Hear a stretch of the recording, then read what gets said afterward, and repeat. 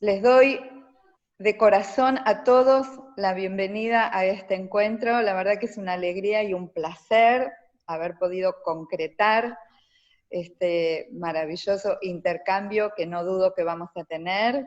Me presento, para los que no me conocen, soy Viviana Vilesker, estoy aquí en representación del Faro. El Faro es una asociación civil que funciona en la ciudad de Buenos Aires. Nos dedicamos a la capacitación, en acompañamiento en el final de la vida y al servicio de acompañamiento. Hace unos años nos interesó especialmente el tema de las directivas anticipadas. Iniciamos un camino en el que recibimos el amoroso asesoramiento del doctor Maglio, también con Susi consultamos en algún momento, y pudimos finalmente concretar la redacción de un documento de directivas anticipadas. Hoy, en este encuentro, hemos convocado al doctor Maglio para que nos comparta su saber. Le hemos propuesto, en este tiempo que tenemos para estar juntos, hacer una puesta en común respecto del tema de las directivas anticipadas en general y del marco legal que avala la posibilidad de redactarlas, y especialmente que nos cuente, que nos aclare, que nos comparta cómo es para esta situación actual de emergencia, de pandemia, el tema de las directivas anticipadas. Bueno, muchas gracias, Vivi. Y gracias por la invitación y sobre todo gracias por tu testimonio y por el trabajo del Faro, que desde hace tiempo son militantes de la dignidad en los finales de vida, ¿no? Es decir, esto creo que es muy importante, sobre todo en una cultura, a veces decimos de negación, ¿no? De ocultamiento del morir y de las decisiones que uno pueda tomar en relación a los finales de vida, ¿no? Es decir, si el trabajo de ustedes es tan necesario, porque justamente en Argentina aún hoy no es una práctica extendida. Ahora veo que tenemos 236 participantes. Si yo les preguntara a estos 236 participantes, ¿cuántos de ellos, y eso que son personas que están interesadas, y veo muchos colegas, muchos miembros del equipo de salud, mucha gente que trabaja en paliativos, si yo les preguntara cuántos de ustedes formularon una directiva anticipada, estoy seguro que no más del 10-20% me dirían claramente que no han formulado ninguna directiva. Entonces yo creo que la pandemia por coronavirus COVID-19 nos pone, siempre yo remito a Camus, ¿no? Camus decía, en el mundo siempre hubo pestes y guerras, pero siempre nos tomaron desprevenidos, ¿no? Y yo creo que una alternativa, una gran posibilidad que nos da la pandemia es pensar justamente, a pesar de que la letalidad es baja, a mí me llama la atención por qué existe tanta inquietud sobre decisiones vinculadas a las directivas anticipadas, a pesar de la baja letalidad. No más del 80% de las personas que se encuentran infectadas van a poder recuperarse. Pero así todo, como decía antes, es una gran oportunidad para poder hablar sobre esto. Y también para decir que cuando uno habla de directivas anticipadas o de planificación de decisiones anticipadas, no necesariamente tiene que estar pensando en un escenario cercano al final de vida. Es decir, una decisión anticipada tiene por objeto ejercer un derecho esencial, que es el derecho a disponer libremente del propio cuerpo, a aceptar o rechazar determinados procedimientos o alternativas médicas que uno pueda considerar que no son consistentes con nuestro sistema Luis. de valores, de creencias. ¿Alguien anda gritando por ahí? No sé si puede silenciarlos. Sí, porque abren los micrófonos. Bueno, no hay Tienen que problema. mantenerlos cerrados para no interferir. Ya está. Sí. No hay problema, seguimos. Entonces lo que decía es que no necesariamente hay que pensar digamos, en el rechazo, situaciones límites en el ingreso a unidades de cuidados críticos, de cuidados intensivos o al uso de un respirador. Esto es importante decirlo también de alguna forma. Y también la pandemia nos da una gran oportunidad para pensar lo esencial. Cuando hablábamos de directivas anticipadas, y aún hoy muchos siguen preguntando, che, Nacho, pero hay que llamar al escribano, hay que llamar al abogado, nada de eso. Esto, desgraciadamente, hubo un error en algunas reglamentaciones que exigían la exigencia, digamos, la presencia de un escribano y de determinadas formalidades. Yo creo que lo más importante que hoy podemos decir es que se trata de una decisión, ni siquiera es un consentimiento informado, porque es una decisión, una directiva anticipada, es una decisión unilateral, es una expresión de voluntad, ¿verdad? No es un consentimiento informado en el sentido estricto. Y como una decisión de voluntad que expresa con libertad, con convicción, cuáles son nuestros deseos más íntimos, no requiere una formalidad especial, porque si no estaríamos promoviendo un doble estándar. ¿A qué me refiero? Una directiva anticipada, si requiere una formalidad como un escribano, estaría reservada solamente a aquellos que puedan pagar un escribano, es decir, habría dignidad para unos que puedan pagarlo y indignidad para los más pobres.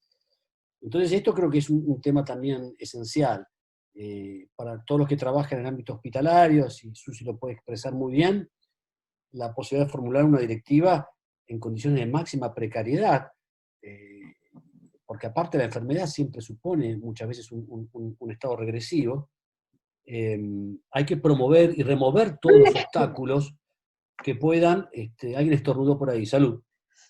Estornudá con el codo, por favor, decía que esta suerte para poder formular esos deseos no están, digamos, limitados por las formalidades o por... Y acá yo creo que hay un punto también importante en las directivas anticipadas o en la planificación de decisiones anticipadas, que es que es necesario tanto desmedicalizarlas como desjudicializarlas. Es decir, yo creo que la excesiva judicialización y la excesiva medicalización le sacan a la directiva anticipada ese valor esencial que es la expresión simple de una voluntad de cualquier persona, sin interferencias jurídicas, sin interferencias médicas, sin interferencias religiosas, salvo que uno las quiera, digamos, formular. Y yo creo que es muy importante promover esa dimensión de autonomía, es esencial. Ahora, como toda regla, hablamos hace un rato de consentimiento informado en otra webinar, admite excepciones. Por ejemplo, nosotros ahora, en los contextos de la pandemia, dentro de los criterios de ingreso a unidades de cuidados intensivos o dentro de los sistemas de asignación, de priorización, de triage o de uso de respiradores, establecemos también como uno de los elementos esenciales preguntarle al paciente o a la familia o al allegado si esta persona en vida, cuando estaba lúcido quiero decir, ha expresado alguna directiva anticipada. Y acá es muy importante también tener en cuenta que las directivas son dinámicas. ¿Esto qué quiere decir? Así como nosotros cambiamos, claramente podemos cambiar de opinión, podemos cambiar de parecer, eso es lo que nos distingue, digamos, de otros bichos de la naturaleza, esas posibilidades de expresar un plan de vida que quizás puede ir modificándose a lo largo de nuestra vida. Y esos proyectos de vida, cuando nosotros formulamos, por ejemplo, una directiva anticipada, en general, yo creo que cada uno de nosotros que la puede haber formulado, la formuló sin tener idea de que nos iba a pasar lo que nos está pasando. Es decir, sin tener idea de experimentar una situación como esta pandemia, que de alguna forma pone todo pata para arriba. Entonces la pregunta que me hago, y creo que es una pregunta para que nosotros podamos discutir y conversar en este encuentro, es, esa directiva que yo formulé en contextos, digamos, de total desconocimiento de que pueda aparecer esto, y si yo ahora, en el 80% de los casos, y del 5% de los casos que van a requerir asistencia respiratoria mecánica, me puede salvar la vida, yo continuaría con aquella formulación de esa directiva anticipada que se dio en contextos no pandémicos, No. porque seguramente esa directiva anticipada que yo formulé antes del coronavirus, la hice con la expectativa de que yo no quería ser reanimado, digamos, y que no se prolongue de modo artificial, cruento e indigno mi agonía. Entonces creo que ese sería el tercer o cuarto punto para reflexionar en cuanto a la redefinición o la actualización de esas directivas anticipadas en contextos pandémicos. Esto creo que también me parece que es un dato a a tener en cuenta, ¿verdad? A mí me gustaría, y veo que también está Vilma Tripodoro, tanta gente tan avesada en la materia. Si te parece bien, Viviana, Sí, darle un cómo segundito no, la palabra a Susi para que podamos hacer un ping-pong con Susi, con Vilma Tripodoro, si también está con por mucho allí. gusto, por supuesto. ¿Ahí me escuchan? Sí, Sí. perfecto, genial. Sí, ¿Sí? vamos a ver, una de las cosas más difíciles por ahí que uno ve en la trinchera es que todo lo que conocíamos hasta este momento y que hacíamos hincapié, que es el hecho de escuchar al paciente, de tomar decisiones reflexionadas, de permitir las decisiones autónomas, en un contexto de pandemia se nos va al tacho, porque la realidad es que no tenemos el tiempo para conversar con el paciente, la realidad es que es un paciente que en la mayoría de los casos no lo conocemos previamente, la realidad es que la protección que impone la pandemia hacia el paciente y hacia cada uno de nosotros implica la deshumanización del trato tan humano que siempre tratamos de dar. Entonces no podemos tocar al paciente, no podemos sostenerle la mano, no nos ve la cara, no tenemos forma de abrazar, no tenemos forma de plantear esto con la familia. Entonces es un gran desafío encontrar, me parece a mí, el equilibrio entre lo que es la visión de la ética de la salud pública centrada en la seguridad de la población y en el uso adecuado de los recursos, y la ética individual que hemos siempre, la ética clínica, que hemos siempre practicado, que es el respeto al paciente. Y creo que esto en este contexto nos resulta muy fácil. No sé Alchito, vos qué pensás de esto. Sí, Susi, yo creo que ese es un tema central, porque la pandemia a grandes rasgos plantea un desplazamiento de aquella atención centrada en el paciente a una atención centrada en la comunidad. Y tiene su lógica, ¿no? Porque en contextos epidémicos muchas veces derechos o libertades individuales pueden ceder. Yo creo que la clave aquí es la prudencia y ver cómo uno puede equiponderar los intereses colectivos con los intereses individuales. Y yo creo que aquí más que nunca estas estrategias de pensar colectivamente son absolutamente esenciales para pensar dinámicas que nos ayuden a rehumanizar lo que la epidemia deshumaniza. ¿Y a qué me refiero? Lo que vos decías, Susi, también, que no podemos tocar, no podemos darle la mano a los pacientes, no podemos, quizás, muy difícil un paciente intubado que pueda expresar sus deseos, si estamos hablando de directivas anticipadas. Entonces yo creo, y veo, por ejemplo, ayer compartíamos experiencias con Gaby Heras y otros colegas en España, fíjate algunas herramientas prácticas, ¿no? Cómo pueden resignificar estas nuevas formas de pensar la relación médico-paciente. En primer lugar, el tema del aislamiento, porque el aislamiento, la imposibilidad de que los pacientes vean a su familia, genera un agobio, digamos, y una perturbación en muchos casos mental tremenda. Ya hay equipos de voluntarios, trabajadores de la salud, que con tablets, y por supuesto esto requiere sistemas de conexión adecuados, permiten que esos pacientes aislados también puedan expresar sus deseos y comunicarse con su familia a través de dispositivos digitales. Ayer tuvimos la oportunidad en el Hospital Muniz de tener la gracia y la bendición de contar con el asesoramiento de Gustavo de Simone, de Vilma Tripodoro, la comunicación con la mirada, es decir, nosotros ahora tenemos que pensar estrategias de comunicación efectiva solo con los ojos. Gustavo nos decía, bueno, hay sistemas de aprendizaje, y Vilma creo que está por allí, Vilma nos podría ayudar muchísimo, donde hay, por ejemplo, 48 formas distintas, 48 miradas distintas, y cada una de ellas expresa, y esto es universal, digamos, expresa determinada situación, determinada emoción, determinado afecto. Yo creo que el gran tema aquí, Susi, querida, es recrear y utilizar. Por eso nosotros hablamos de nuevos derechos digitales, porque estos derechos digitales tienen que ver con la presencia es irreemplazable, pero por lo menos mitigar esa deshumanización que propone, a la que nos fuerza la pandemia. Mirá otra cosa que nos contaba Peca Soriano también de Córdoba. Peca Soriano atendía a pacientes traumatizados, entubados, y que estaban desfigurados. Claro, y todos los trabajadores de la salud iban a ver a estos pacientes y veían situaciones casi monstruosas. Es decir, la pandemia también te está obligando a vos a ver seres quizás demacrados, entubados.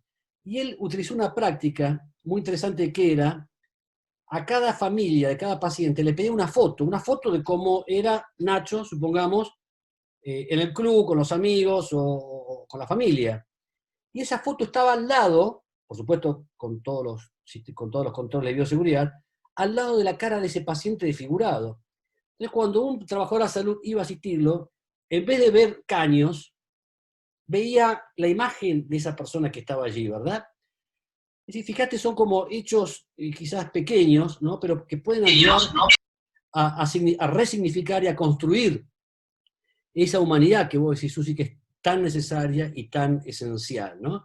Revitalizar ese encuentro entre una conciencia y una confianza, que permita también formular decisiones anticipadas, y el desafío nuestro es poder entenderlas y poder, digamos, en este nuevo lenguaje, mediado por la bioseguridad, buscar las mejores formas, ¿no? Bueno, gracias Nacho por la invitación a compartir. Me parece súper enriquecedor que podamos hacer preguntas y agregar cosas. La verdad que dos cosas. Una de lo que dijiste, lo de las 48 miradas, eso te lo debo, me lo anoto para aprenderlo porque no sé bien cuáles son.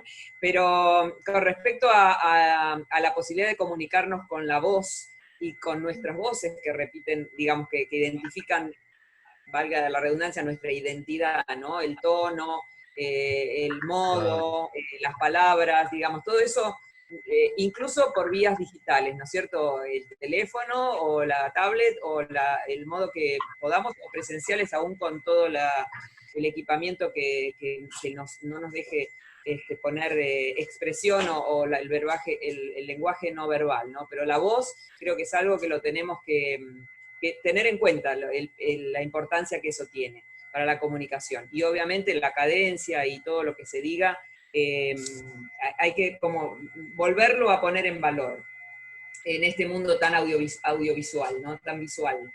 Y la otra cosa que decía, tanto vos como Susi, que me parece súper interesante, volviendo al tema de directivas, me parece que tenemos esta situación ahora de reflexión sobre los que ya habían hecho directivas. Vos sos uno, Nacho, que siempre nos contaste que hiciste tus directivas y que de repente en este contexto las cosas cambian y entonces, digamos, esas eran para una situación y esta es impensada, no estaba dentro de los planes, con lo cual hay que revisar eso que se había hecho. Y la otra situación es pacientes que estaban en situaciones muy graves a esta altura y no habían hecho aún alguna directiva, ya sea formalmente o proceso de planificación de decisiones anticipadas, o lo estaban en camino de hacer.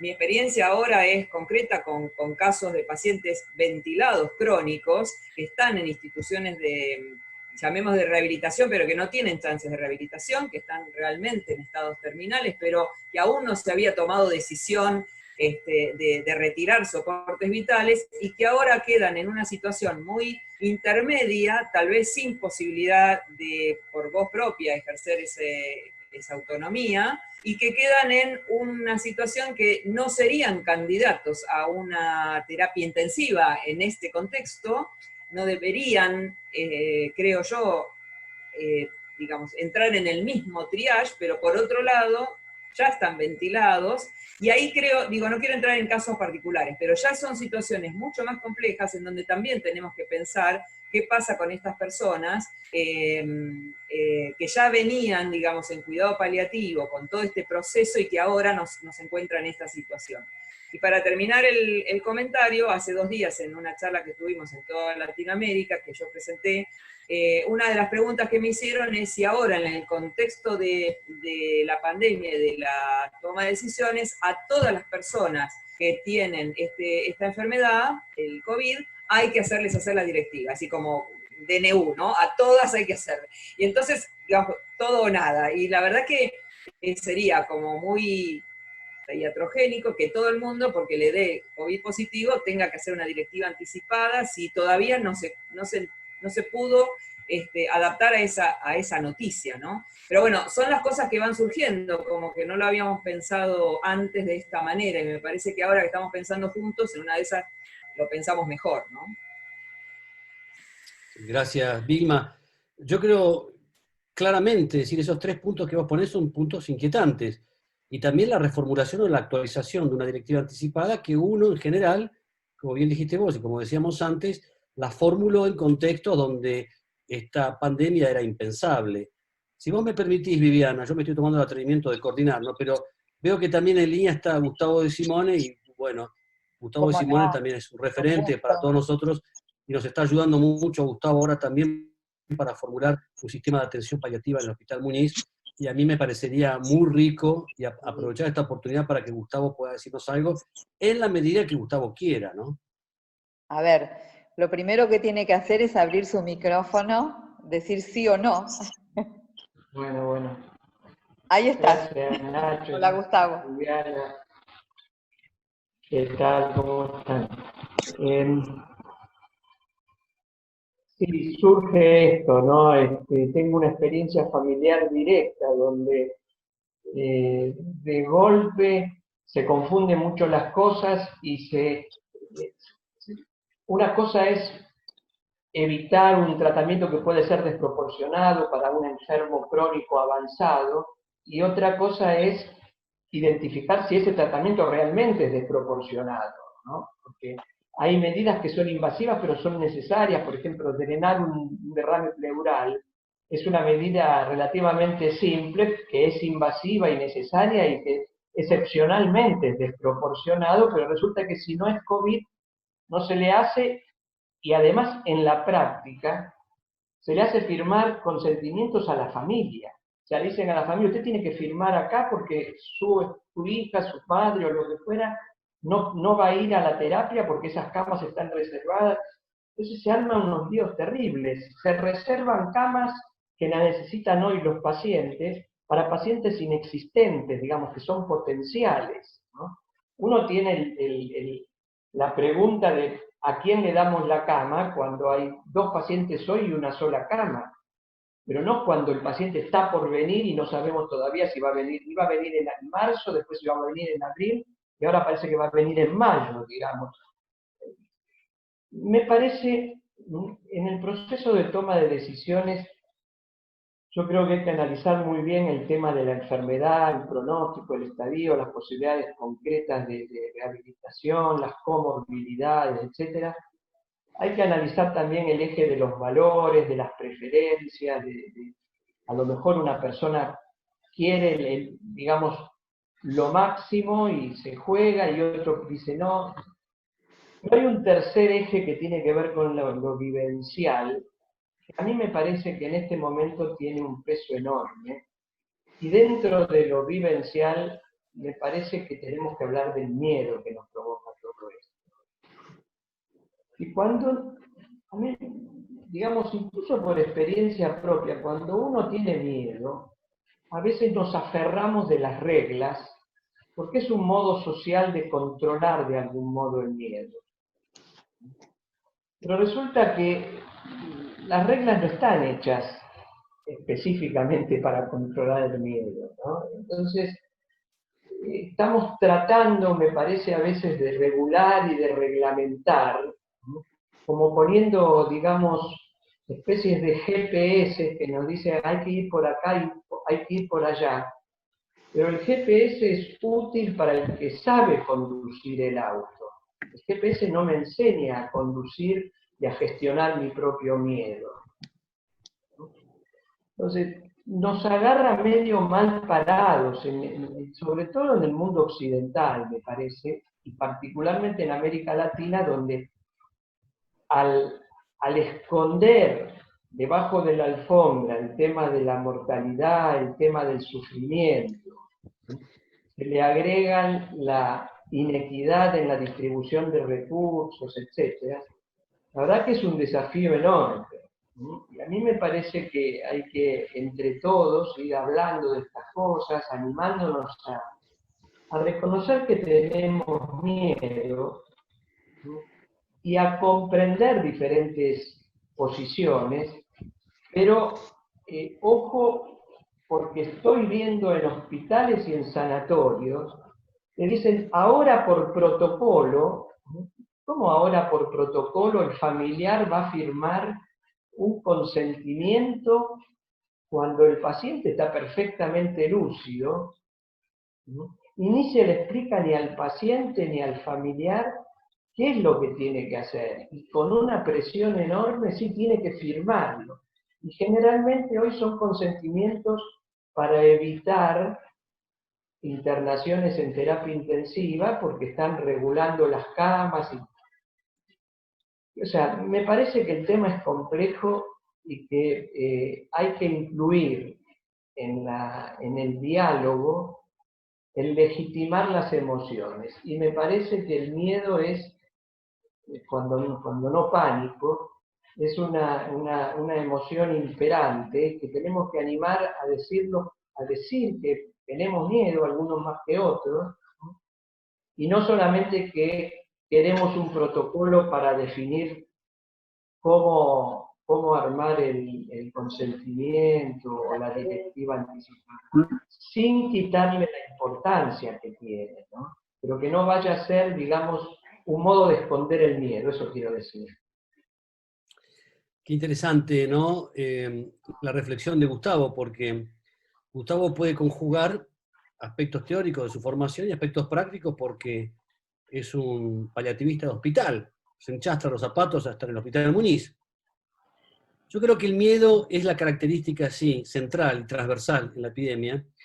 Y uno de los riesgos del miedo, como bien dice, entonces, aferrarse a las reglas que dan supuesta una falsa sensación de seguridad. Y otro de los riesgos también es justamente lo que estamos viendo, que es una retroversión, una nueva vuelta con mucha fuerza de un paternalismo, podríamos decir, epidemiológico, de un paternalismo sanitario, donde nos indican que por esa transmutación de los intereses colectivos, digamos, hay que obedecer y hay que seguir determinados lineamientos, ¿no? Yo creo que comparto 100% lo que dice Gustavo, y creo que en muchas fórmulas de consentimiento, en una webinar antes lo dijimos, existe también, y en esas directivas pseudo anticipadas, impuestas, existe también una suerte, que esto tiene que ver con el miedo, que es de trasladar los riesgos a los usuarios, a los pacientes, no me gusta decir usuarios, a los pacientes, como si esos consentimientos de los que hablaba Gustavo nos dejan más tranquilos porque de alguna forma trasladamos los riesgos a notificarlos y nosotros nos desembarazamos de la responsabilidad. Yo en ese sentido creo que hacernos cargo del miedo, ponerlo en verbo y ponerlo también en acción es claramente una práctica necesaria para poder trabajar mejor, ¿no? Para también despejar un poco, yo no sé, Gustavo o Vilma, ese agobio que están sintiendo muchos trabajadores de la salud. Estamos en una situación de calma que precede la tormenta, pero yo veo mucha angustia y mucha judicialización. Susi lo sabe bien. Ya tenemos más de 50 amparos en 15 días en la ciudad de Buenos Aires, por esa cosa del que yo reconozco que soy el primero en promover los derechos de los trabajadores de la salud, pero esa cosa de decir no hay EPP, no hay elemento de protección personal, y donde todavía no hay una fase, como bien decía Gustavo, de mitigación de la pandemia. Yo creo que ese es un punto también muy importante, ¿no? Ver cómo podemos dar una vuelta de tuerca a esos consentimientos, a esas directivas anticipadas, para que sean una expresión cabal de un sentimiento y no una imposición o un traslado de responsabilidad. Viviana, yo no sé si creo que si Lucy quiere decir algo, me parece. Sí, a ver, coincido con vos. Nosotros tenemos una larga tradición, en esto lo seguimos a los yanquis, de judicializar absolutamente todo, como si eso fuera la panacea y fuera a resolver los problemas, cuando en realidad termina, obviamente, complicando toda la situación, porque además la judicialización hace que la relación médico-paciente, que ya es difícil en una situación de pandemia, se termine tergiversando totalmente, donde el que toma la decisión es un tercero, que es el juez, que no conoce ni al paciente, ni al médico, ni las circunstancias particulares. Pero además del tema de la judicialización particularmente, y un poco entroncando con lo que decía Gustavo, a mí lo que me preocupa mucho es que parece ser que la única situación que tenemos preocupante para abordar la toma de decisiones es el COVID-19. Y mientras tanto tenemos un montón de pacientes con otras enfermedades, o pacientes con enfermedades subyacentes que van a adquirir COVID, y que parece que no existen, que han sido invisibilizados por la pandemia, que se han suspendido hasta estudios de análisis de sangre, por ejemplo, para un paciente que necesita por ahí controlar la dosis de la medicación, donde hay un mensaje bastante esquizofrénico del sistema, como nos pasa usualmente, donde, por ejemplo, en pacientes oncológicos, sobre todo en adultos, le decimos es importante la prevención, importante los estudios, importante la detección temprana, y resulta que no te hacen las mamografías, no te dan turno para hacerte los estudios para cáncer de cuello de útero, y ahí andamos. O se suspenden determinadas quimios, porque bueno, no, podemos todavía jugar con el tiempo. Y ese jugar con el tiempo, a mí lo que me preocupa es que cuando hablamos de justicia distributiva y racionalización de recursos, es con todos los pacientes, no solamente con los pacientes COVID-19. Y me parece que esto nos está faltando, esta mirada integradora del sistema de salud y de los pacientes que nosotros tenemos, inclusive de los pacientes que están en paliativos, y que ya sabemos que no van a tener el acceso a una terapia intensiva porque en ellos no está indicado, pero mientras tanto tienen un montón de otros derechos que también están invisibilizados. ¿Me permiten hacer una pregunta? Sí, Una pregunta, porque lo que dice Susi, acá mucha gente en el chat está asintiendo, la verdad que estamos sumamente preocupados por dejar de hacer lo que veníamos haciendo y que no nos dejen hacer lo que veníamos haciendo, que es como cuidar a los pacientes que hoy están en emergencia, digamos, no pandémica, pero sí por sus situaciones crónicas terminales, o en los oncológicos u otros, o los que no están tan terminales, pero que igual necesitan. No tan terminales, no solamente terminales. No, ya sé, pero digamos, los que nosotros veníamos atendiendo, oncológicos, no oncológicos, no nos dejan ni atenderlos prácticamente, pero me da la impresión que no es o sea, que para nosotros estamos muy preocupados y angustiados por esta situación, digo, porque la palabra angustia está andando por ahí, y la verdad que es cierto, estamos angustiados por esto, tratamos de resolver teléfono, etcétera, videoconferencias, pero pareciera que somos los únicos que estamos preocupados, por ahí no sé si, los cardiólogos, los dermatólogos, los urólogos también lo están, pero nosotros, los paliativistas, los equipos de paliativos, estamos sumamente preocupados por eso, porque no se descuide esa atención. Y a mí lo que me parece en ese sentido, que han tomado la conducción, digamos, unos comités de crisis, que está muy bien porque hay que proveer recursos y una serie de cosas, pero que están absolutamente mirando y únicamente mirando por un agujero de una cerradura muy pequeño, y encima están en general, digamos, conformados por más bien gente con poder dentro de las instituciones, más que con un saber y un poder también que hace falta, claro.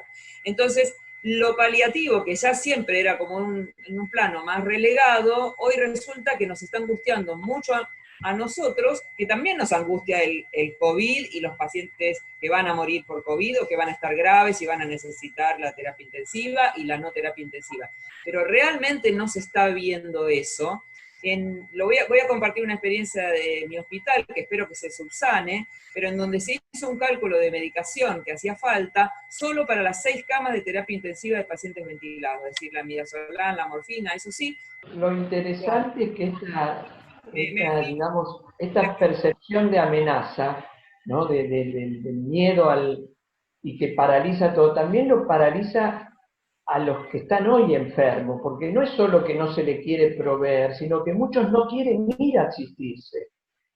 No es solo un problema del sistema de salud que no habilita la asistencia, sino que la gente tampoco quiere ir. No es que estén dando vuelta por el hospital para ver y no lo dejan entrar. No salen de la casa. Sí. Por eso digo que yo entiendo que hay una amenaza, pero si la amenaza la manejamos emocionalmente desde un modo amenaza, vamos por mal camino.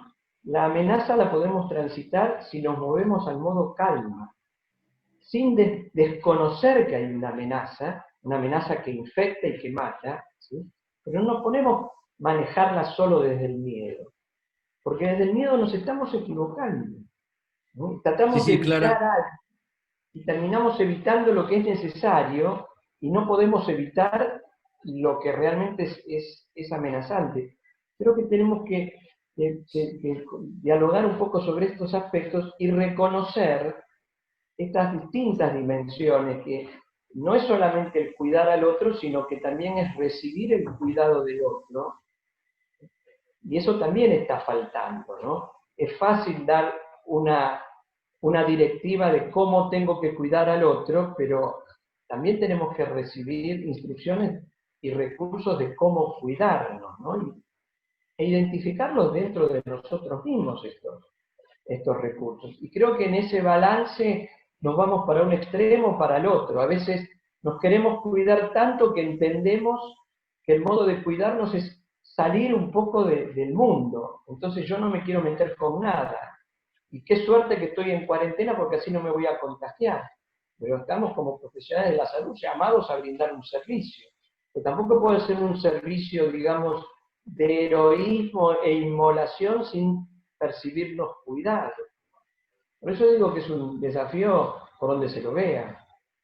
Sí, claro. Yo creo que el riesgo, y digamos, suscribo lo que decía Vilma y lo que decía Gustavo, muchos comités de crisis, yo creo que tienen un riesgo porque se basan en lo que se denomina un estado de excepción. Y el riesgo de la alegoría del estado de excepción es la arbitrariedad. Es decir, yo creo que es una palabra que tenemos que erradicar, ¿no? El estado de excepción. Porque el estado de excepción tiene que ver, digamos, con dictaduras, digamos, con romper Estado de Derecho, y con la situación de excepcionalidad tiene que ver con la arbitrariedad. Entonces, yo creo que aquí suscribo lo que dice Gustavo, esta excepcionalidad no puede restringir derechos, no puede restringir el cuidado, no puede restringir la libertad, digamos, en cuanto al deseo de ayuda hacia el otro y hacia nosotros mismos. Yo insisto, bueno, esto con Gustavo lo discutimos en los talleres que estamos haciendo, que ellos están llevando adelante en el Hospital Muniz, muy digamos, gentilmente, con mucha amorosidad, pero me parece que ese es un tema central, porque también esa supuesta excepcionalidad renueva esa sensación de dejar que la decisión la tomen otros por nosotros. Y allí también hay un riesgo de afectación a un ejercicio, digamos, profundo de un derecho, ¿no? Del derecho a disponer del propio cuerpo, el derecho a ser cuidado, el derecho a ser bien tratado, ¿no? Creo que Susi me parece que quería decir algo. Susi. Sí, yo estaba, mientras ustedes hablaban, estaba pensando que hace poquito leí en el New York Times un artículo que terminaba diciendo: la próxima fase a la que nos tenemos que mover en esta situación de pandemia es aprender a convivir con el virus. Y este es creo que uno de los grandes desafíos que presenta esta situación de excepción, porque eso significa la normalización de la situación de excepción. O sea, deja de ser una situación de excepción para transformarse en un bicho más con los que tenemos que lidiar, de todos los bichos con los que tenemos que lidiar para la salud, y donde sabemos que hay personas que son más vulnerables y que quizás vamos a tener que tomar un tipo de precaución con ellos más específico, y otros que se contagiarán y empezarán a desarrollar la inmunidad de rebaño. Entonces, esto también creo que es un desafío porque nos está llamando a que en algún momento esta situación de excepción se tiene que terminar.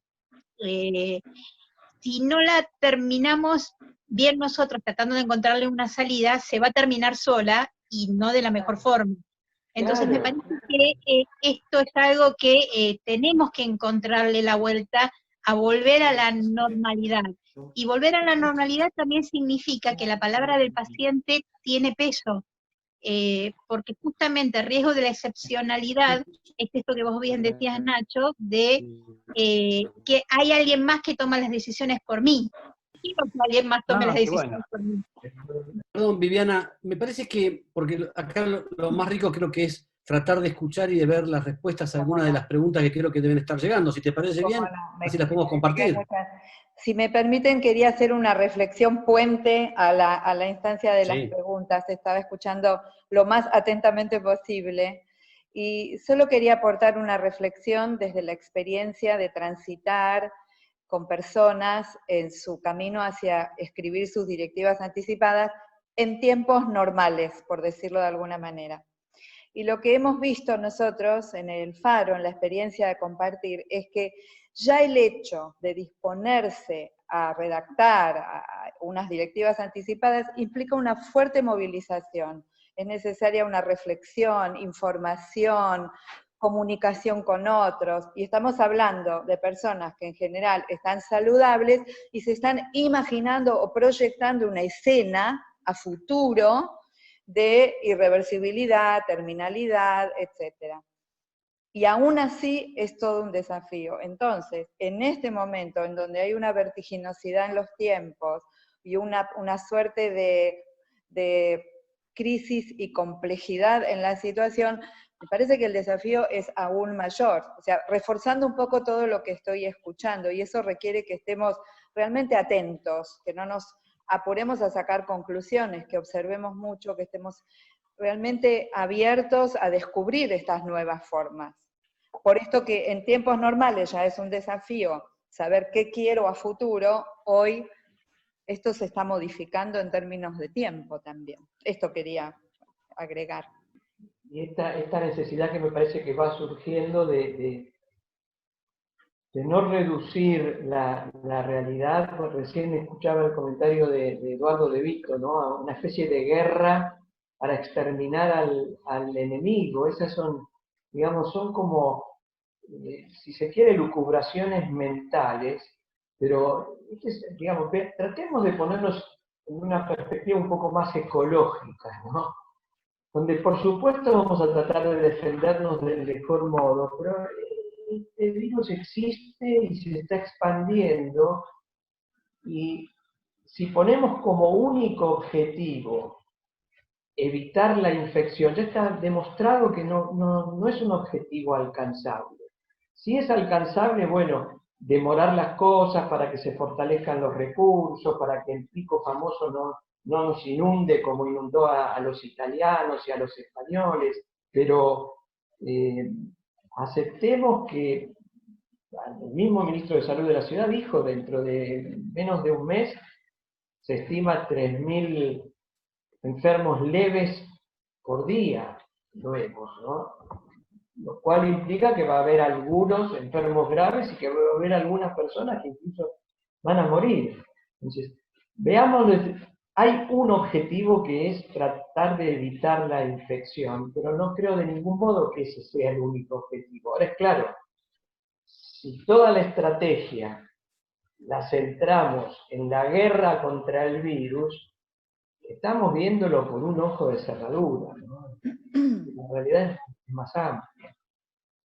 Sí, con el riesgo de que el virus no es una entelequia, el virus lo portan personas. Y si vamos a trincherarnos contra un enemigo común, el riesgo desde lo simbólico y de lo práctico es justamente atacar ese enemigo común que va a estar corporizado por personas. Susan Sontag nos enseñó tanto sobre esto en la epidemia del VIH, ¿se acuerdan? Cuando se utilizaba el discurso, digamos, militarizado. Esto creo que tampoco no ayuda, pero no sé, Viviana, si te parece, me parece que es hora de dar lugar a la gente, ¿no? Buenas tardes. La primera pregunta nos hace un comentario Elisa.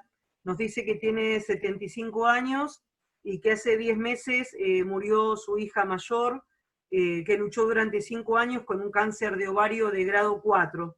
Y su pregunta, dice, tiene que ver con la tremenda experiencia que tuvo en los últimos momentos de su vida.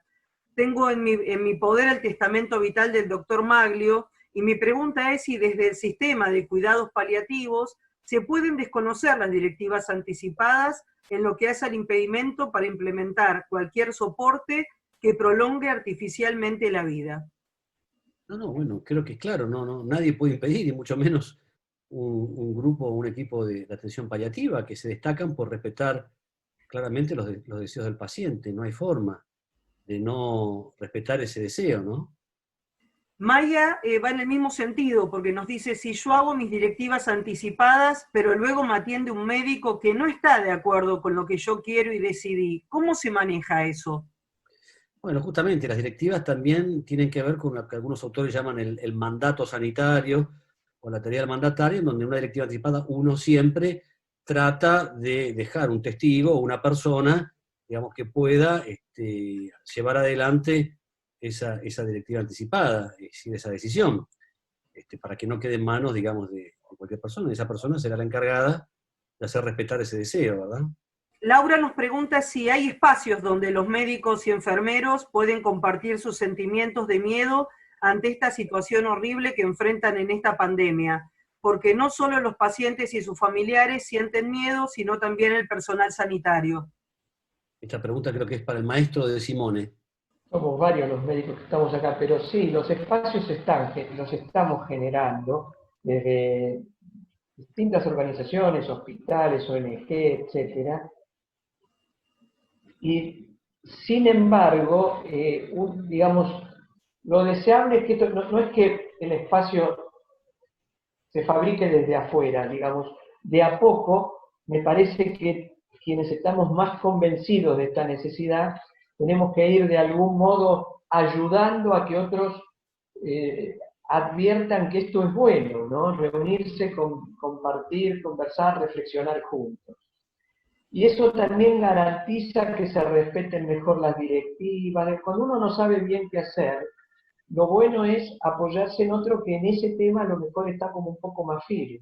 Y hay una responsabilidad de muchos profesionales de la salud que, digamos, rescatamos el valor de la subjetividad y de los derechos del paciente para, de algún modo, contagiar no el virus que nos mata, sino al revés, ¿no? Contagiar esta actitud de compasión y de respeto.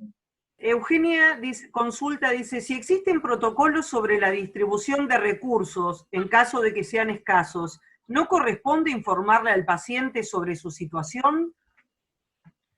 Bueno, claro, justamente, en todos los protocolos que nosotros estamos trabajando, que son guías de asignación de recursos que se supone que son escasos, uno de los criterios fundamentales es que esos criterios de distribución sean previos, públicos y transparentes, es decir, que todo el mundo sepa cuáles son las reglas de juego. Eso hace un principio fundamental que es un principio digamos, de justicia. Uno de los rasgos trascendentales del principio de justicia es la transparencia, es decir, esos criterios tienen que ser transparentes y tienen que ser conocidos por todos. Fati pregunta si el estado de excepción es suspender todos los derechos. A mí esta pregunta me gustaría que la responda Susi, que también es especialista en derecho penal. A ver, el estado de excepción, que no es el estado de sitio, lo que está hablando es de una situación en la cual, y esto está regulado desde inclusive los derechos humanos, en las cuales para poder responder a una necesidad del bien común y una cuestión de salud pública, se pueden limitar, no suspender, limitar determinados derechos, entre ellos el derecho a la locomoción, con la cuarentena, por ejemplo, en pos de evitar un mal mayor para el resto de la comunidad. La razón por la que se admite esto es siempre y cuando esa sea una limitación justificada en la medida de la necesidad a cubrir, o sea, en la medida de la necesidad de la propia pandemia, y además sea temporal. Si falla cualquiera de estos requisitos, entonces ya no estaríamos dentro de la legalidad.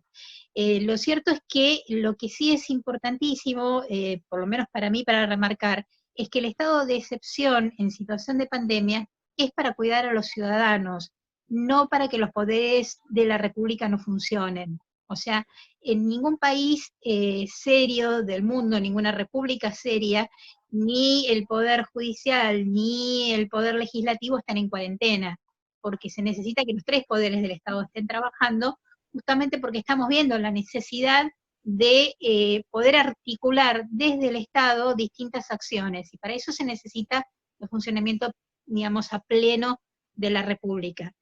Pero lo cierto es que esta situación de excepción no es suspender derechos, sino limitar determinados derechos en pos del bien común. Por eso la diferencia, y creo que esto es fundamental. No es un estado de sitio donde se suspenden las garantías constitucionales y se suspenden los derechos, sino que es un estado de excepción en razón de una cuestión de salud pública. Laura nos dice, ¿cómo ayudamos a los familiares para que sus miembros enfermos puedan expresar sus decisiones anticipadas cuando son personas mayores que no pueden hablar del tema de la enfermedad y la muerte? Bueno, acá lo que hay que tener cuidado, igual a mí me gustaría que Gustavo o Vilma o cualquiera de los amigos paliativistas puedan contestar, pero yo creo que el riesgo acá es lo que se denomina el viejismo o el edaísmo, Es decir, esto lo vemos, ¿no? Cuando hay presupuestos subyacentes que, a través de los cuales se piensan que las personas adultas mayores portan un saber equivocado, o esos procesos de infantilización de los adultos mayores, que eso también, el riesgo ahí es ese excesivo paternalismo donde los familiares pueden tomar la decisión por ellos. Yo creo que hay que partir de la base. La regla es la autonomía y el ejercicio pleno de los derechos. La incapacidad es la excepción. Entonces yo creo que hay que tener mucho cuidado con el riesgo de lo que se denomina el edaísmo o el viejismo, ¿no? Que es la discriminación por el mero hecho de la edad. Y también es importante significar acá que la edad por sí sola nunca puede ser considerada un criterio de asignación de recursos, porque esto también sería discriminatorio y atentaría contra la Convención, por ejemplo, de Derechos de Personas con Discapacidad en Argentina. Es decir, la edad nunca por sí sola o como criterio autónomo puede ser un criterio de asignación. No sé, Gustavo, si querés decir algo con relación a esto. No, es verdad. La verdad que hay muchas personas muy mayores que, no estoy hablando de personas demenciadas, ¿no? Pero que tienen alguna dificultad cognitiva, pero que comprenden y cuando uno se acerca y dialoga de un modo, digamos, simple, pueden expresar su voluntad y mucho más si uno conoce cuál ha sido su estilo de vida y su postura a lo largo de la vida a través de la familia. Y a veces también pasa que hay hijos que incluso pueden ser adultos y a veces hasta adultos mayores que nunca en su vida han podido de algún modo elaborar la posibilidad de que sus padres puedan fallecer y ponen, digamos, la dificultad es esencialmente de esos hijos, no de ese papá que entiende que le está llegando la hora, ¿no? Por eso digo que detrás de las palabras, ¿no? Hay que tratar de encontrar las motivaciones, que a veces son emociones expresadas de un modo que la misma frase dicha por dos personas puede tener completamente distintos significados. Esta necesidad del encuentro con el otro, ¿no? Es esencial para comprender antes que para bajar reglas y juzgar. Ana nos plantea que, dice, hoy nos solicitaron desde la dirección del hospital al Comité de Bioética que redactemos un modelo de directiva anticipada para los pacientes COVID, que esté en la historia clínica del paciente cuando ingresa por el consultorio o cuando se interna. ¿Esto correspondería? Bueno, es un poco lo que decía Gustavo antes, ¿no? Esa pretensión de generalizar y de pensar también y de uniformar, ¿no? Esos elementos de directivas como si todos fuesen iguales, como si el COVID alcanzaría con la misma dimensión a todas las personas, como eso me parece que no tiene sentido, sinceramente, me parece que es una imposición. Quizás uno puede ayudar con algunos elementos esenciales que tendrían que estar en una directiva anticipada, pero pretender universalizar un texto así, inclusive a través de una imposición, donde un paciente al ingreso deba firmarlo, me parece desmesurado. No sé, Susi, vos qué decís, o Gustavo. No, yo lo que digo es que una de las dificultades centrales está en el cómo después, ¿no? Claro. Uno puede redactar la directiva, pero cómo se le transmite, cómo, digamos, si es realmente en un diálogo empático, me parece extraordinario poder llegar a definir porque en definitiva, más que una directiva anticipada, se está tomando una decisión como se debe tomar, que es en conjunto entre la persona enferma y el equipo tratante, que surja de esa sociedad, ¿no? Que Laín en Tango hablaba de la sociedad cuasi diálica, que es casi de amistad, ¿no? Que se va gestando. Y bueno, ahora, la directiva anticipada, si es un GPS que se le entrega a alguien que no está entrenado en ese diálogo, y es difícil que sea, digamos, un instrumento confiable. Digamos, si me permitís, Nacho, nuevamente es el error que cae con el tema del consentimiento informado, y esto corre por mi cuenta, el daño que hacemos muchas veces los abogados al sistema de salud y a los pacientes, que es pensar que la firma del documento es un aval y una disculpa para todo lo que se va a hacer, y en realidad la firma del documento, sea un consentimiento informado, sea una directiva anticipada, es la frutillita del postre. Para llegar a la firma requerimos primero pasar por la entrada, por el plato principal, que que nos traigan el postre, y como siempre a quienes nos gusta mucho la frutilla, la dejamos para el final, y nos comemos esa frutillita. Pero antes es todo un proceso que tenemos que transitar, y que a veces el hecho de focalizarse nada más que en el documento, porque si no hago un modelo de documento y lo dejo anotado en la historia clínica, eso es totalmente válido. Si yo el plan de atención lo dejo anotado en la historia clínica y digo, hablé con el paciente me manifestó esto, charlamos esto otro, vimos estas alternativas, y eso queda sentado no en un documento, sino en la historia clínica, es perfectamente válido. Y por otro lado, también una herramienta muy interesante que se está viendo, la desarrollaron en Canadá, es un documento que se da a los familiares para que los familiares escriban qué significa ser paciente para esa familia. El sobrenombre que utiliza, los hobbies que tiene, qué cosas más le gustan, y lo que ellos saben, o conversaron, o percibieron que ese paciente querría para sí en esta situación en particular. Entonces me parece que ese documento o ese juego habilita la posibilidad de escuchar las voces de todos, las voces del paciente, las voces de la familia, en una situación tan excepcional como la que estamos viviendo, y el compromiso de los profesionales de salud de respetar la voluntad, no el papel. Lo que nosotros respetamos es la voluntad del paciente. Claro, claro, Entonces, creo claro. que esto es fundamental tenerlo en cuenta.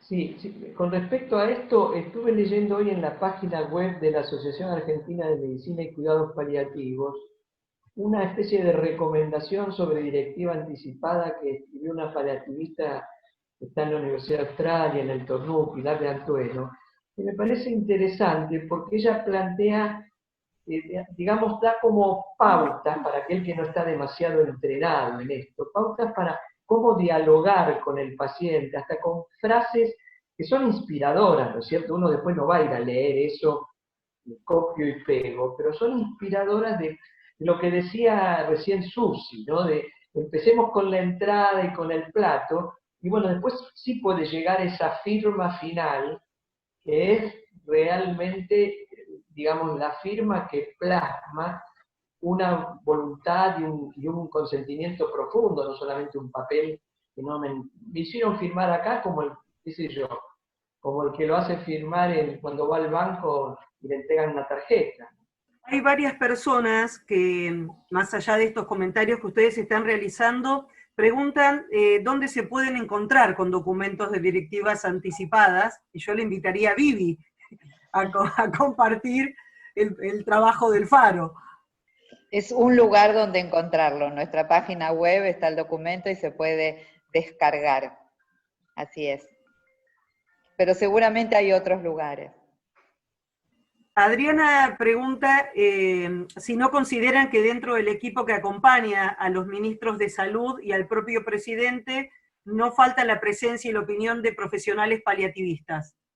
Yo puedo responder eso si me Vilma, o sea, ¿no? me sumo, en realidad me sumo a la pregunta, es algo que yo me vengo preguntando acá cada vez que en voz alta digo, ¿cómo puede ser que solamente haya un asesoramiento a nivel epidemiológico, que es muy importante obviamente, y digamos infectológico, que es fundamental, pero que hace muy poquito se incorporó algo de salud mental, que sé que eso se hizo y lo celebro, pero como para diagramar la atención y que de por sí ya el cuidado humanizado es algo que no está, digamos, brillando en todos lados de una manera tan florida como se sabe y se reclama, me parece que está faltando ese asesoramiento en alguna parte de toda la cadena de decisiones, ¿no? Me consta que hay como indicios, pero como un poco, me parece como después, y me preocupa porque bueno, es claro, todos los que estamos acá seguramente estamos preocupados por eso. Lo había dicho yo antes, que se me cortó un poco cuando hablábamos de los comités de crisis, ¿no? Que solo se vea un aspecto, obviamente el de los recursos, el de la protección, el de los insumos y de los aspectos de protección infectológica, y no de la otra protección humana, ya sea para el personal de salud y para los pacientes y familias, ¿no? La parte de lo humano que tiene todo esto. Y a mí realmente me sumo al comentario de la persona que lo hizo, y siempre acá yo digo, pero ¿cómo nadie más está asesorando de una manera reconocida, ¿no? Y vemos en la televisión millones de expertos en todólogos ahora en aspectos infectológicos y epidemiológicos, y son muy preocupantes. Eso a mí me parece muy... Yo no he escuchado, digamos, ni paliativistas ni otras especialidades dentro de los cuidados de salud, bioeticistas, que estén en el mismo nivel también haciendo sus aportes. Me preocupa. También en esa misma línea, con lo que acaba de comentar Vilma, Laura nos planteaba que si no creíamos también que estaban faltando en el equipo psicólogos, psiquiatras y psicólogos sociales en este asesoramiento, ¿no? Que Vilma nos acaba de informar que hubo una incorporación en este sentido. Acá vuelven a preguntar por las directivas anticipadas y además en qué página pueden encontrar directivas anticipadas. Y como decíamos hace un ratito, nosotros desde el equipo del Faro los invitamos a sumarse a nuestra página del Faro, la página web, a buscarnos en internet, y ahí van a poder encontrar documentos de directivas anticipadas y además todo un tratamiento del tema. ¿Me permitís? Allí Peri Minatel pone, en consonancia con lo que decía Gustavo, la página web de la Asociación Argentina de Medicina y Cuidados Paliativos, donde está colgada también, y como bien dijo Gustavo, no solamente las directivas, sino porque buscar un formulario es como copiar un texto, como decía Gustavo, copiar un texto es una receta. Lo importante es recrear, no hay forma, porque hay tantas personas como directivas existan. Entonces quizás lo interesante es ver esas orientaciones que está compartiendo Peri Minatel en la página de la asociación, donde hay orientaciones, pero copiar un formulario no tiene sentido, porque van a copiar el formulario mío que representa mis expectativas y quizás no son las mismas de la gente, ¿no? Dolores nos pregunta si son válidas las directivas anticipadas generales o debe contarse con directivas específicas en esta época de pandemia. A ver, obviamente que, y un poco Nacho ya lo había dicho al principio de la charla, lo que nosotros nos imaginamos cuando estamos sanos y en una situación de, entre comillas, normalidad en la vida, no es lo mismo que nos podemos imaginar en una situación de COVID, donde Claro. Además cambia un poco la regla del juego, porque en una situación de normalidad yo soy una persona más como todo el resto, y en una situación COVID por ahí entro dentro del grupo de riesgo. Y al estar en el grupo de riesgo tengo que tener una visión totalmente distinta a la que puede tener por ahí un chico de 20 años que no es el target de esta enfermedad por ahí. Entonces, necesariamente, sobre todo porque lo que estamos viendo y lo que uno registra de las charlas y de la literatura que está circulando sobre el tema, que se va modificando todo el tiempo, es que la evolución de la enfermedad en aquellos pacientes que desemboca en gravedad es muy rápida, es realmente muy rápida. No da demasiado tiempo para que uno se pueda sentar a conversar cuáles son las expectativas de esa persona.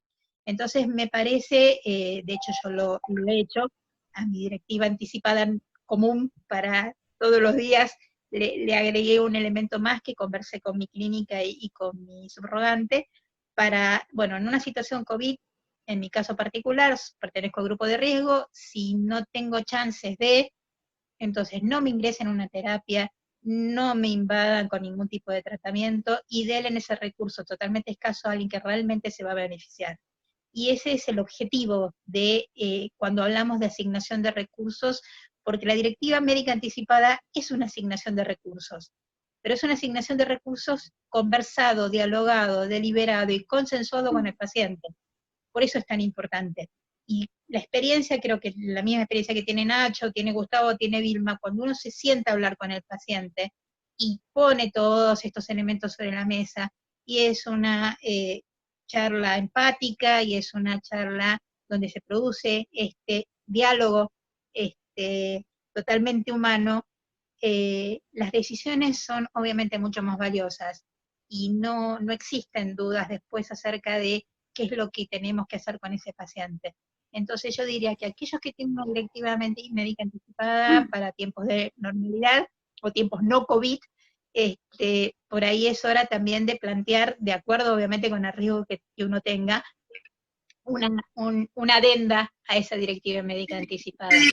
Y yo creo que y por eso me parece con lo que dice Vilma, muy importante la participación del equipo de cuidados paliativos, con pacientes que están en situación de riesgo, porque son personas de mayores de edad, porque tienen enfermedades concomitantes, con comorbilidades muy importantes. Es nuestra obligación profesional ponernos a conversar con ellos, de manera que aparte ellos sepan, digo, entre la experiencia también nos indica que aquellos que somos neófitos en la medicina, tenemos una imagen demasiado distorsionada del bienestar que puede ocasionar una terapia intensiva o un respirador, o una resucitación cardiopulmonar.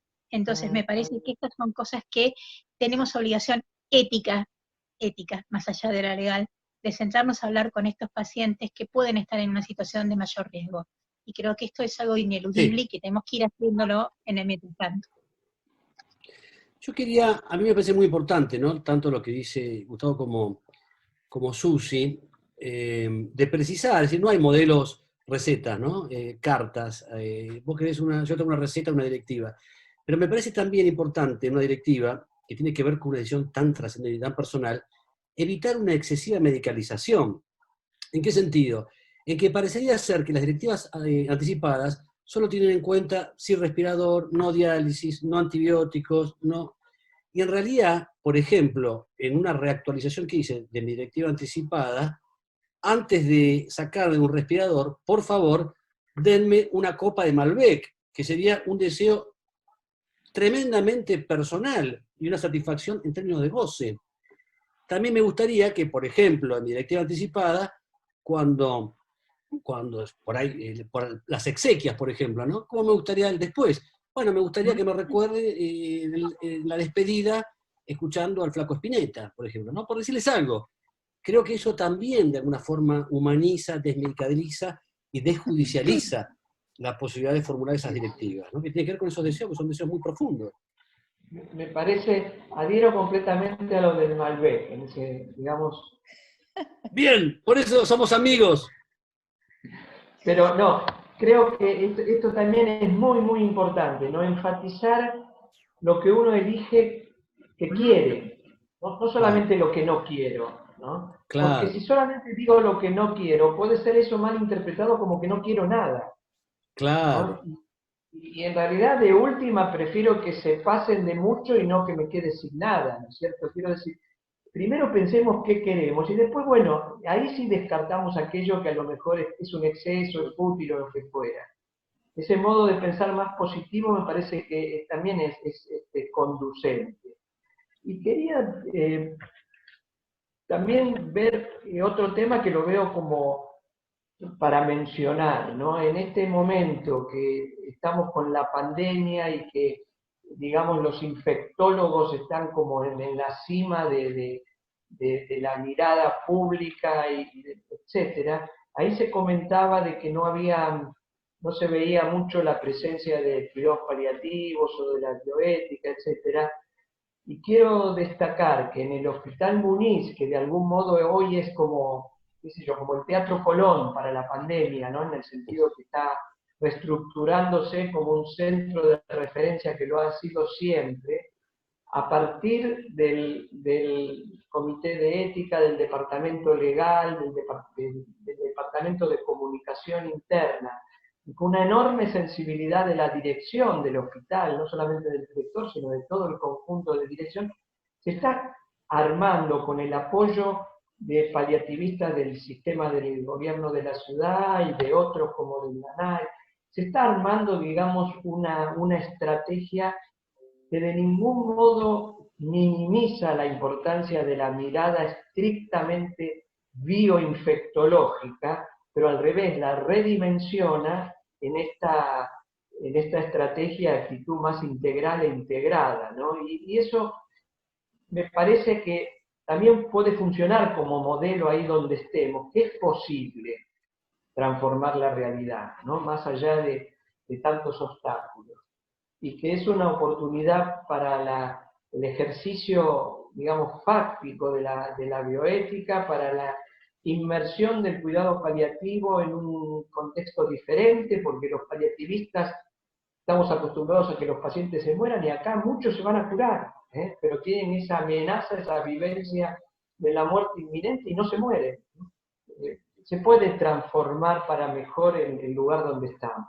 Sí, claramente. Nos pregunta Caro si una persona muy mayor que esté lúcida puede decidir no tratarse por COVID, quedarse en su casa y si se complica dejar que la enfermedad siga su curso, incluso hasta la muerte.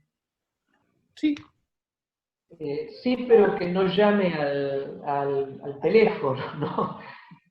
Quiero decir, porque va a entrar en un protocolo, claro, va a entrar, claro. Esto en otros países que se los llama, que son países liberales y que en bien de la economía desatienden a su población, esto está claramente reconocido como un derecho, no solamente como una utilidad desde el punto de vista económico. Y la verdad, tengo que decirlo acá, aunque a lo mejor me escuche alguno de la línea 147, hasta le he aconsejado a alguno que no llame, porque va a entrar en un protocolo y no va a... ¿Quién lo saca después del protocolo? Un protocolo antivirus deshumanizado no es digno de nuestro sistema de salud, ¿no?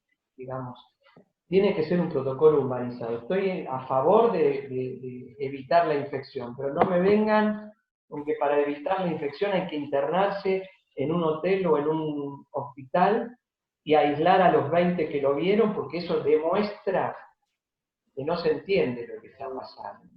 Hay varias personas que se ve que se quedaron entusiasmadas con el aporte del doctor Maglio acerca de incorporar el Malbec en sus directivas anticipadas y preguntan si se pueden incorporar varias cosas, como pedir a Mozart en mi velatorio, ¿sí? Algunas otras cuestiones, como usted planteaba, no solamente durante la enfermedad, sino también a posteriori de ella, ¿no? Sí, claramente, por eso se habla de planificación de decisiones anticipadas. El eje claramente es evitar, digamos, lo que se denomina como el pseudo-encabezamiento terapéutico o evitar, digamos, someterse a procedimientos médicos que uno considere extraordinarios o desproporcionados, pero justamente el Código Civil a partir del 2015 incorpora, porque esto también hay que decirlo, las directivas anticipadas. Desde el año 2015 el Código Civil no exige la presencia de ningún escribano. Inclusive el Código Civil da la posibilidad de establecer deseos sobre las exequias, es decir, sobre deseos una vez digamos, pasado el límite de la vida, después de la muerte. Entonces yo creo que esto es importante también, como expresaba Gustavo. Podemos hacer un club del vino de finales de vida, por lo que veo acá, ¿no? Quiero agregar algo. Nosotros en la redacción del documento incluimos una última sección bastante amplia, en donde damos la posibilidad a las personas a que reflexionen, y en todo caso lo dejen por escrito, si les gustaría recibir un masaje, si les gustaría que haya música o no, si les gustaría que haya imágenes religiosas, que se rece por ellas en presencia, a distancia. En fin, eso es lo que recuerdo ahora. Que alguien les tome la mano, que no les tomen la mano. Porque eso es positivo. todo el ámbito de lo humano. Lo que quieren, ¿Cómo?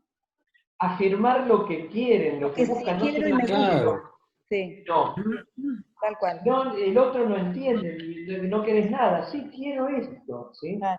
Igual de vuelta, lo del que va a tener que ser medio con todo el equipo, ¿no? De protección.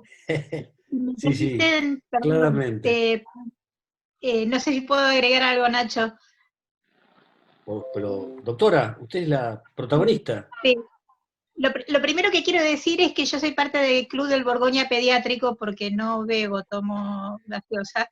Así que bueno, pero si podemos armar el Club del Chocolate, me viene muy bien. Ahí Y me el anoto helado. yo también, Susi. Bien, chocolate, helado, perfecto. Coca-Cola. Por ahí lo que yo quiero... Exacto, no quería hacer la publicidad, pero bueno. Por ahí lo que yo quiero agregar es un poco la visión que tenemos desde la pediatría cuando trabajamos en final de la vida con chicos, donde justamente nos centramos qué es lo que el chico quiere. Y eso incluye hasta, bueno, a quién darle los juguetes, si quiero música, quiero que, no sé, estén mis amigos, quiero quedarme en mi casa, quiero ver a mi mascota, todas esas cosas que tienen que ver con lo que quiero, más allá de lo que también no quiero. Por ahí el modelo a veces en adultos es muy rígido y por ahí muy, muy esquematizado, y por ahí el trabajo con chicos nos hace ser un poquito más libres a la hora de jugar con esto de qué es lo que yo quiero. Y nuevamente remarco, la idea de las directivas médicas anticipadas no es una receta de cocina, ni es un bill de indemnidad para el médico, sino que simplemente tener manifestada la voluntad del paciente en su momento final. O sea, en el momento que va a ser irrepetible, porque no vuelve de ahí. Entonces, digamos, nosotros remarcamos muchísimo que la forma en que la persona se despide de este mundo queda en sus familiares. Uno no se olvida la forma en que un ser querido muere.